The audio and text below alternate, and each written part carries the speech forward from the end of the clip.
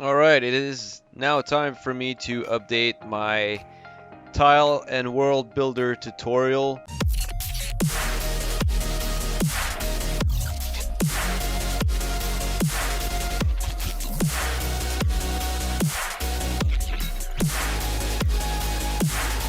Because the game was updated and they added some new things, as well as they changed the entire layout of all the tools and the brushes that you have access to in the tile builder. So let's get started. So you click on play and then you go to creative. Now this part, I don't know if it's the same as before, but before, if you had no saves in here, no games saved in here, then these two features were not available to you. But as soon as you have a save, then these two features appear. So like I said, I don't know if that's still the case. If it is, all you have to do, just click on new game, select any world in here, type a name for it, and then click play. And then, once you're in it, just save your game and exit. You'll have a save in here, and then these two features will appear for you. Now we're going to start with the tile builder in here. So when you start, I think you start off with a small tile. Now I would prefer to start with something a little bit bigger, so I'm going to click on File up here on the top left. I'm going to click on New, and then I can select the size of tile that I want. Now the way that this works is the small one fits 4 times in the medium fits 4 times in the large fits 4 times in the X large, and then the X large fits 4 times in the XX large. Now the double X large is a new one. It didn't exist before. So, and trust me, this is insane. It is insanely used. Like I'm gonna click it right now just to give you an idea. So now the reason why it's split like that is because I'm too far to actually render it in. So as I approach, it starts to render in. Still not completely rendered. Now I'm getting closer, and now I'm here. Okay, so I will spawn a character in, and now I'm gonna start to move away slowly. The character will disappear, and I can't even see the whole tile yet. So now the character has disappeared. It's de-rendered. I can't see it anymore, and I can't even see the whole tile yet. I'm continuing to go. It's like an entire planet, this thing. That's how huge the XX large tile is. So we're just gonna go with new, and we'll put a large tile down. So that is a lot more reasonable for a tutorial anyway. So now that we're here, I am going to explain basic movements. So the movements, just to move your camera around, is you need to hold down right click, and then you can use WASD to move around.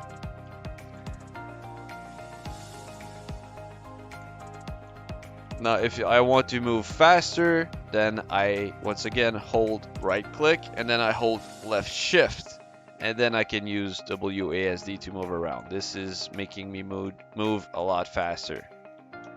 Now if I use the space bar while still holding right click, if I use space bar, I'm going to go up. If I press control, then I'm going to go down. I can also go up and down just by aiming down and then pressing forward, or aiming up and pressing forward, or if I aim down and press backwards, then I'm going to go up as well. So there's multiple ways to go up and navigate a 3D environment like that. But yeah, so it's right click and then use movement keys to move around. It is fairly simple. Now that you know how to move around, we're going to go over these menus here. It's fairly simple. So the new is to just create a new tile from scratch. Open is if you have a tile that's already saved up, you click on open, and then you can load any tile you want. You can use the search option here. Like I wrote 22 instead of tutorial earlier, but this is a tile I saved just to mess around a little bit. But by typing test here, then it filtered out all the other ones and found the ones that I actually wanted. So once again, save is if you already named your tile and you're just saving over it like every time you save and save as, it creates a new file with the name that you want to give it. So that's it for here. If you want to exit the tile builder, you press on exit here. Then in editor, you have the show grid option, which this is useful for, let's say you want to build with precision. You want something to be a certain size. Most of the time, you know, people who just want to create a landscape, something that looks fairly natural, you're not going to need that. I would assume you would need these things if you want to build like something with very specific measurements. And then the show origin, I can't say 100% what it means, but like if I place this plant down and then I go to show origin, it doesn't really do anything. But then there's this tool here, transform around origin, which, I mean, it changes the transform tool that I have active at the time. So right now I have scale. So if I scale it with the origin here in the center of the asset, then as you can see, it's scaling around the center. But if I do this, and now that little circle is in the corner of that little box, my transform tool is now at the bottom, so at the base of this. Then now when I scale, it scales up only. It scales from the base. Now if I move it like that and do this, no, I'm gonna go with scale. Once again, it scales from the middle. I click on this again, it transforms from the base. Anyway, we'll get back to that tool later. But here, the show origin probably has to do with this tool here, but I haven't really messed around with this a lot. So the show origin, I'm not too sure of its use at this time. Maybe I'll make another tutorial later on for the most advanced stuff, which I would consider this to be something a little bit more advanced. Then view, it's fairly simple. Okay, so let's just put a bunch of assets down right now just to show you. So right now I have some assets and I have some harvestables down. So all this does is it removes the ability for me to click on these things. But if I go to view and I click on asset, then now I can now select them and delete them. If something is in the way right now, like let's say I want to select something that's behind these things and I'm having trouble selecting it, then I can just, you know, click off the asset and keep only the harvestables available. So now I can select the harvestables that are here without having the assets like mess me up at all. So yeah, we'll leave show all on it.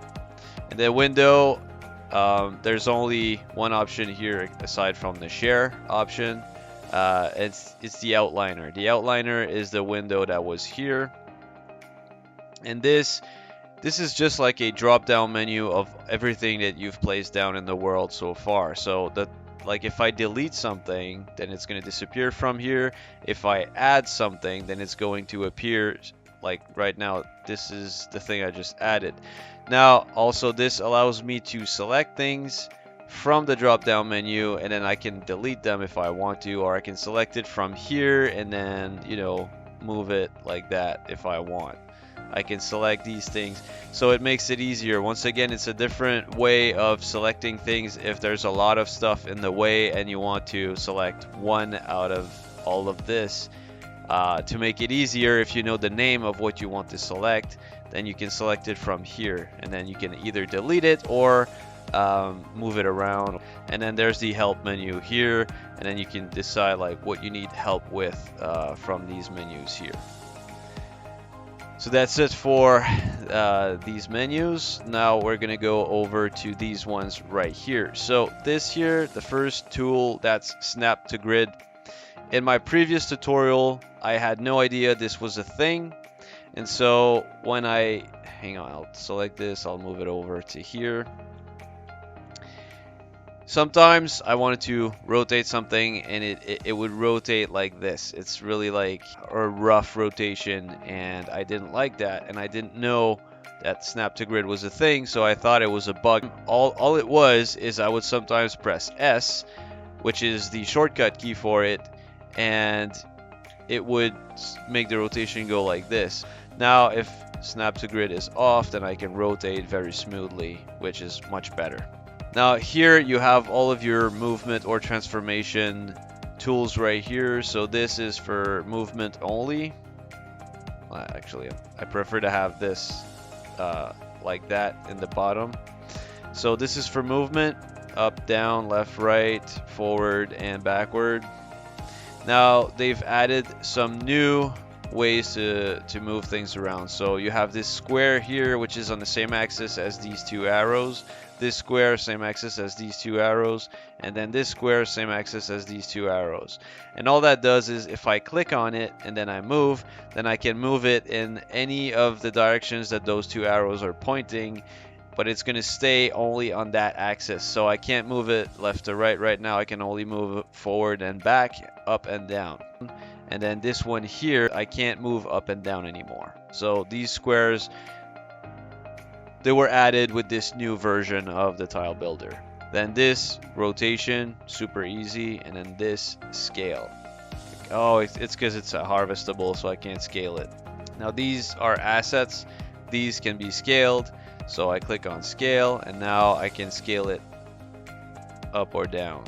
Also, like all of these tools, they have a second function. Now this second function key that I'm gonna talk about right now, it works for absolutely every tool in the game, every brush, everything, not in the game but in the tile builder. So yeah, if I hold down control, as you can see, it moves the thing around it. This is not a very good one to represent it. You see now the red is literally like changing position. Like right now the red arrow, I can't really access it because the blue arrow is in the way. But if I press control, the red arrow now faces me and now I can access it much easier. So this is all control does, but I don't know why it doesn't behave the same on all of them. Now, the best use case for it, though, is with the scaling. So, if I'm trying to scale this, right now I can only scale it around the origin here, and I'm going to make it like that. But, if I hold down Control and then scale using the up one, then I'm scaling it only on that one axis. And same goes for like this. So I can only do this if I'm holding control. But yeah, that's what the second function is for. When it comes to rotation, it doesn't really serve a purpose. It's really rare that you're gonna need this, but I just wanted to show you like it's an option, it's there. So now with the assets, this is the assets menu. So assets is pretty much everything that you can scale up or down. It is something that you're going to use to decorate your world, and it includes like, so yeah, non-harvestable trees, foliage, these things here, small trees, flowers, all of that stuff. So assets includes all of those things that you can use to decorate your world. And these are all scalable, which is not the case for harvestables. So these are assets. Now harvestables are things that you can either harvest or destroy in the world using your hammer, your spud gun, or just by rolling over it with a vehicle. But for now, there's nothing in this one. Then there's decals. These are just like, it's a decal is, well, the name says it all in my opinion. I don't know what I could say to try and describe it better. It's just something that you can add to decorate the world. Use this one here, move it towards the tree. As you can see, it's now climbing up the tree. So it's something that you can use to decorate. Like there's a ton here. You can put that on buildings and stuff, like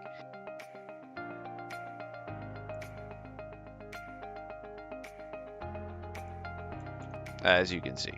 So This is it for decals. Then there's shapes. Don't ask me if these are actually usable. I would assume not.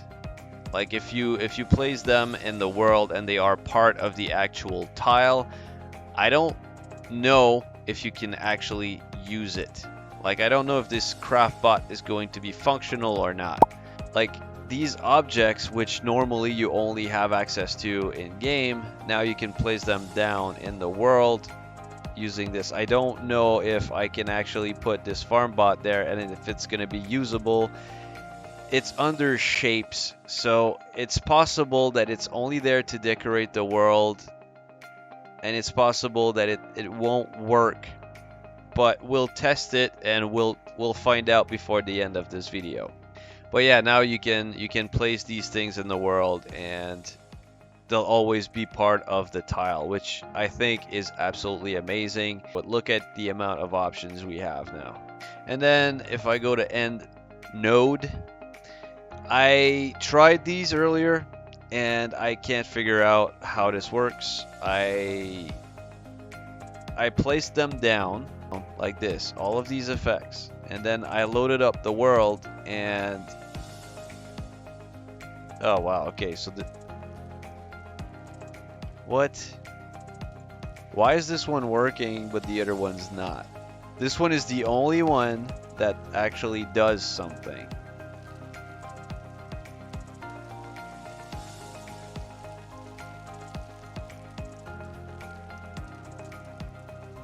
Oh man, that is so cool.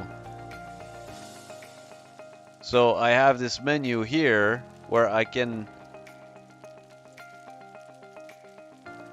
add effects. Whoa, what the hell was that?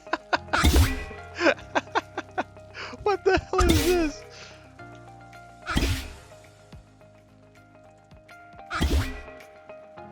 Okay, that's funny. But yeah, I can add this effect to the world now. Oh, so now it's chemical bubbles all over. Rotting smoke.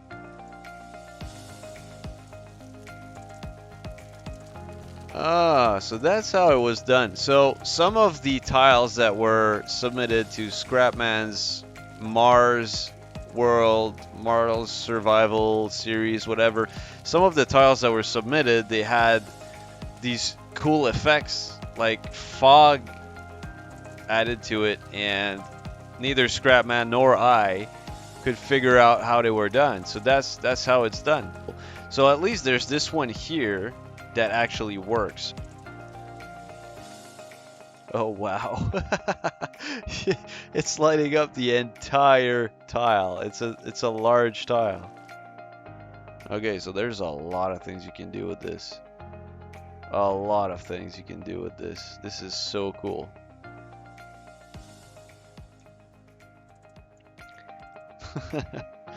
Wow. So I think I'm gonna let you guys have fun with this, but like this is really cool. So now you know what FX is for. I don't know what the others do. I honestly do not. Because I tried, like I said, I tried to put this in the world, and then I loaded up the world and I walked next to it and there was nothing there. So maybe those are just placeholders for the future. For now, you can use the one that's named effect. Now we're gonna go to paint ground height.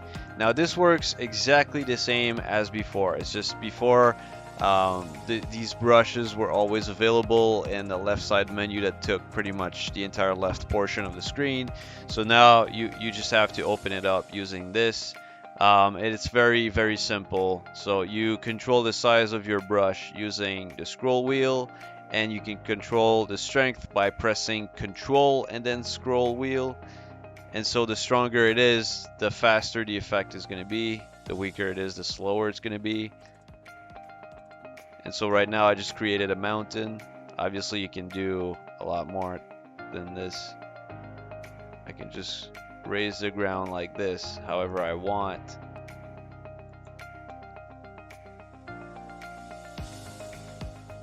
Yeah, so I could do the opposite by pressing control and then clicking, so that instead of raising the ground, it's gonna lower it. or dig into the ground. So this is how you would create a lake. If, for example, I wish to create a lake right here, then I make sure that water is turned on, and all that does is it adds a layer of water underneath the ground, which you can see right there. And so all I have to do is dig below that water line and water will appear in the world. So if I was to dig right here, then I make water appear right there. Now if you wanted to create like a huge water world, then I would recommend, because like you can't dig into the edge here. The edge is always going to stay there. I don't know why it's like that. So like I could not go from this tile to another one without having at least that little strip of land in between the two, which I think is annoying. But if you go with an extra large or an extra large tile, and you cover the entire thing with water, you're gonna have so much water, it's gonna take you an insane amount of time traveling from one end of that tile to the other. And so you can have your water world no problem. We're gonna go to the flatten. So the flatten is exactly what you would think. It's going to flatten the area to the same height that you start at. So if I start at the top of this little thing here and I click flatten, then it's going to flatten everything around it to that same height. Now if what I want is to flatten all of this to the same level or the same height as the ground that's right here, then I click here and I hold, and then I start to move slowly towards there. And then every time my brush starts to or every time my brush reaches an area that is higher or lower than where I started at, then it's going to flatten that area to the same height as what I started at. The control does not have a second function for this one. Now if I go like that and I make all of the edges super sharp, then I can use the smooth tool right here to smoothen out the sharp edges. All that does is it rounds up the sharp edges to make it look a little bit more natural. So that's it for that tool.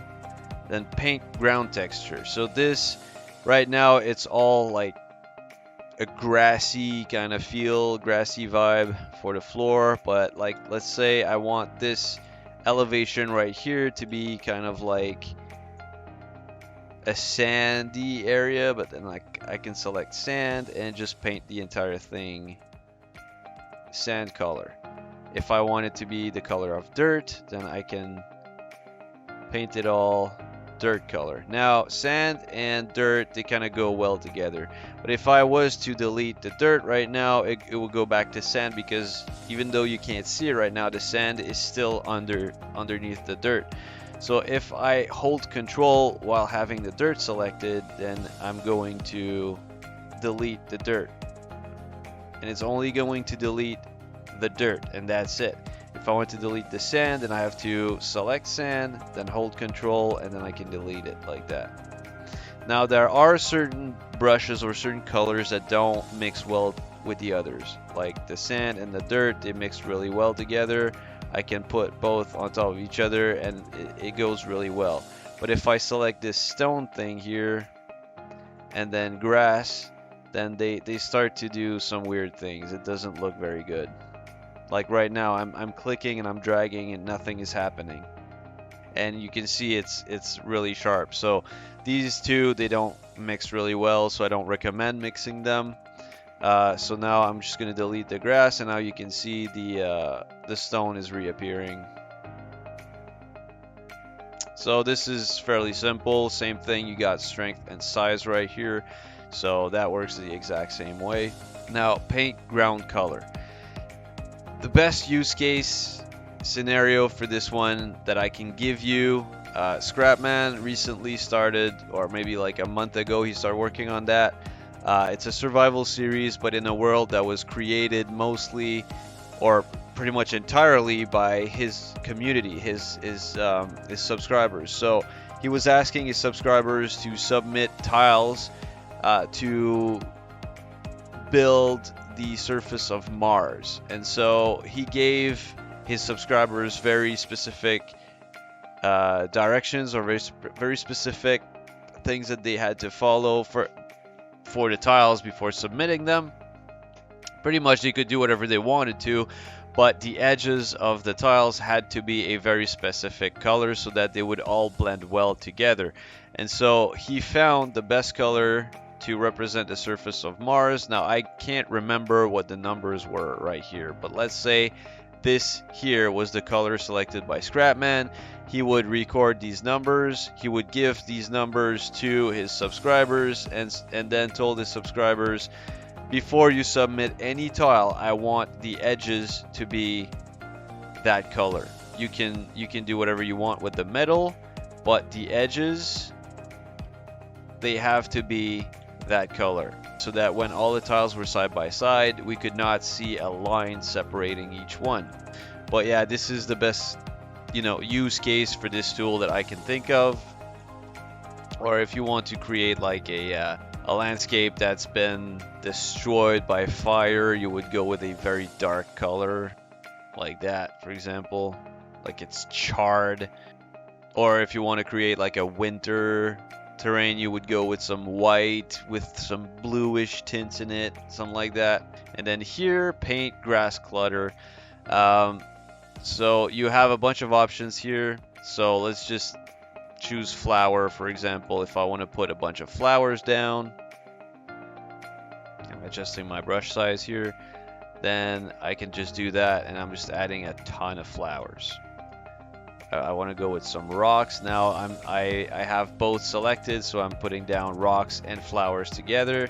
Now obviously if you want this to look natural, you can't really go all out like I'm doing now. You can't go crazy because it doesn't look natural like this. So you would select like very specific areas where you want these flowers to grow, and you would maybe reduce the strength of the brush so that you don't put as many down, and you can make things look natural, but obviously just by holding the key like that, it's not going to look very natural. Now if you want to erase, it's the same as with everything else. Every time you paint something on the ground, you can delete it by holding down Control.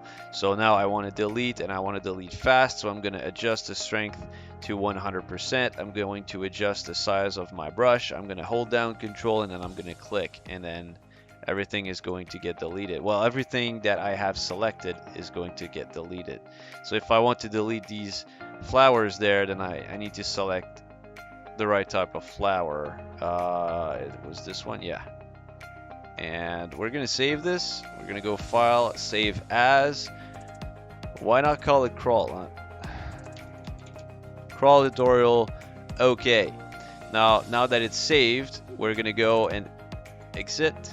We're gonna click Play, Creative. We're gonna go into World Builder.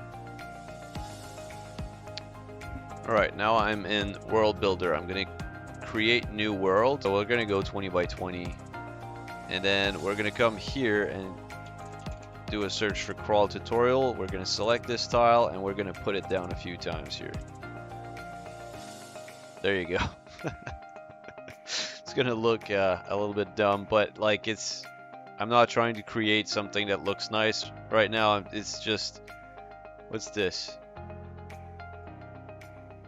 Oh, okay, so this is the eraser. I can delete a tile by doing this. Now with the hand, I can move it around. I can select it and drag it and move it around. That's nice. It's new tools that didn't exist before. Rotate, copy, paint ground.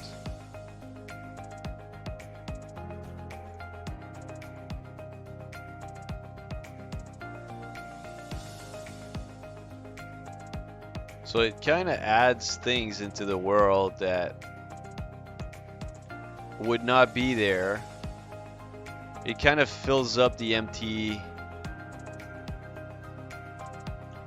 Oh, and I can select like the size that I want to paint.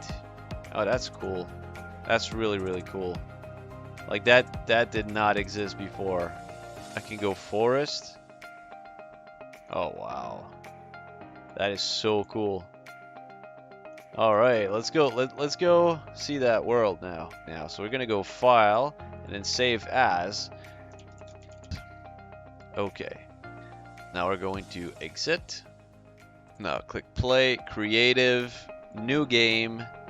We're gonna go to crawl toot world. We need to give it a name. Crawl tutorial and then play.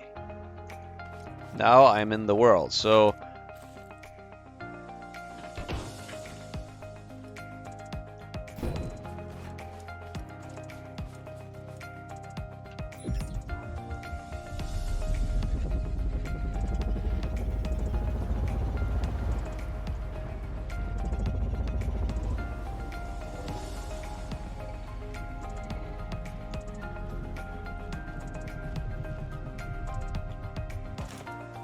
the effect, the smoke effect that I added is right here. You can see it. It's pretty cool. So I could have added any other effect, you know. So I guess it doesn't work. Maybe it's just.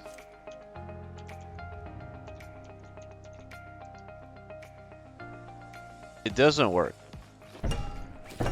I wish it did. I really wish it did. I can. Oh wow. So the craft bot I placed down, I can use it. I can use that craft bot. So that's perfect. Could I pick this up?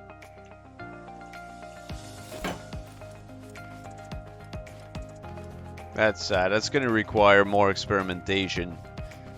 So here you can see the decals that I put down. I find it weird that I can actually use this craft bot, but I can't bust this capsule. I really don't know. Like, there's got to be a way to activate this capsule. Oh, there it is.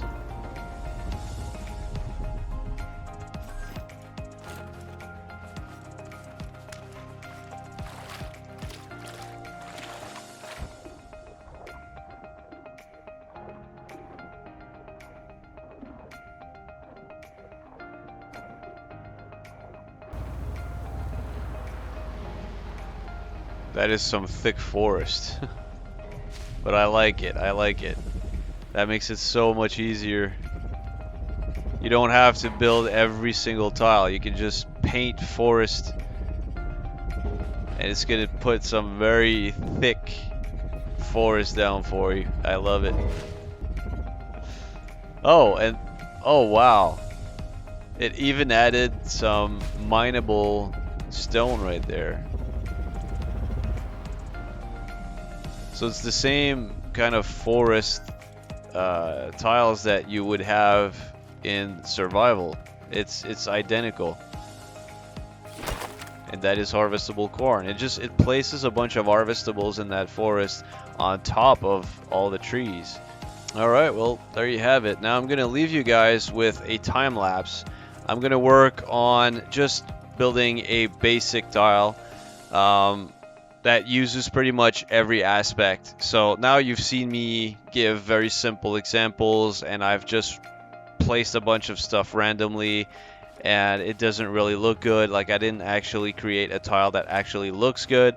But now by building an actual tile that I feel like I would use in one of my worlds, I feel like it might actually boost your inspiration and help you guys to build your own tile. So hopefully you guys enjoy that little time lapse. And as always, just leave your thoughts in the comments. All feedback is welcome. You guys take care, and I'll see you all soon. Bye bye.